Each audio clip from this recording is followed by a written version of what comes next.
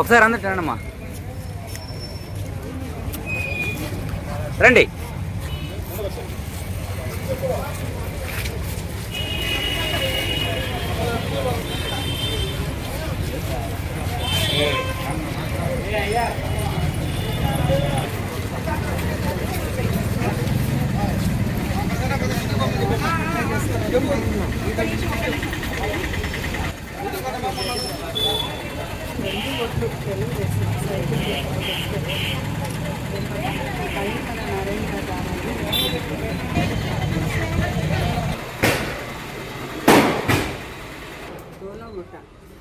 आपको पेंशन मिल रहा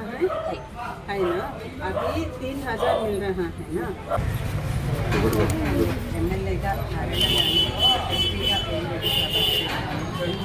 తెలుగుదేశం సైకిల్ కొట్టేసి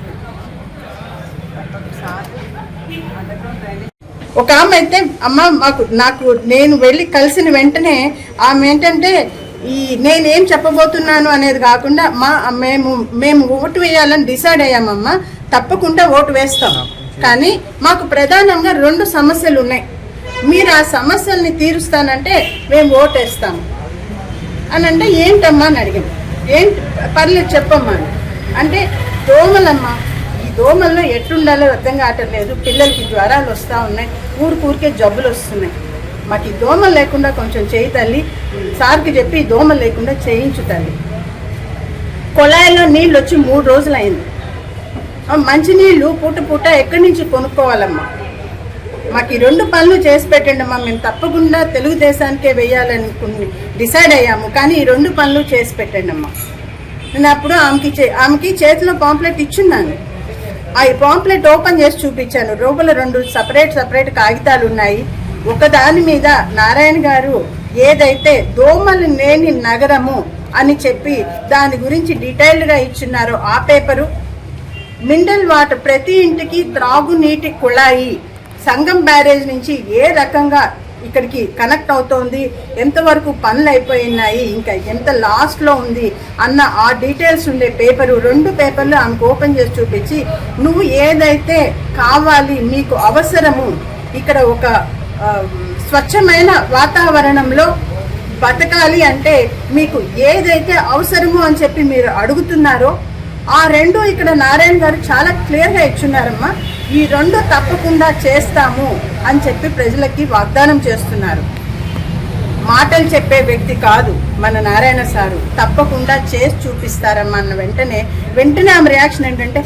లేదమ్మా మాకు అసలు అంటే సారు ఇది చేస్తాను అని చెప్తే మాకు చేస్తారా చెయ్యరా అనే డౌట్ లేదు, మేము తప్పకుండా సార్నే గెలిపించుకుంటాము అని చెప్పి ఆ మహిళ నాకు చాలా సంతోషంగా తనకి కావాల్సింది జరగబోతోంది అనే సంతోషంతో నాకు పంపించింది అన్నమాట. ఏమ్మా ఇచ్చినట్టు ఇచ్చేది పెన్షన్లు మొత్తం మాకు కరెంట్కే పోతా ఉంది, కరెంటు బిల్లు ఇంత విపరీతంగా పెంచేసి మాకు ఇచ్చిన పెన్షన్లు మొత్తం దానికే పోయేటట్టు చేస్తే మాకు ఏం మిగులుతుందమ్మా, మేము తినాల్సిన అవసరం లేదా, ఇంత పెద్ద వయసులో మేము పని చేసుకోలేని వాళ్ళము, పని కూడా చేసుకోలేని శక్తి లేదు మాకు, పని చేసుకోకపోవటం కాదు, పని చేసుకోగల శక్తి లేని వాళ్ళము, ఇటువంటి వాళ్ళకి ఆ పెన్షన్ వచ్చి ఆ దాన్ని ఈ నిత్యావసరాలు వస్తువుల రేటు పెంచేసి ఆ కరెంటు బిల్లులు పెంచేసి మాకు తినటానికి ఏం మిగులుతోందమ్మా, 4,000 లోపలికి పోవటానికి ఏం మిగలటం లేదు కదా అని ఎప్పుడెప్పుడు వస్తుందా మన తెలుగుదేశము ప్రభుత్వం ఎప్పుడెప్పుడు వస్తుందా అని ఎదురు చూస్తున్నాము అని చెప్పి ఆ వృద్ధ మహిళ తన ఆక్రోశాన్ని వ్యక్తం చేశారు. తప్పకుండా అండి, అంతా మొత్తం మనం ఇంకా 2 నెలల కాలంలో ఉన్నాము, 2 నెలల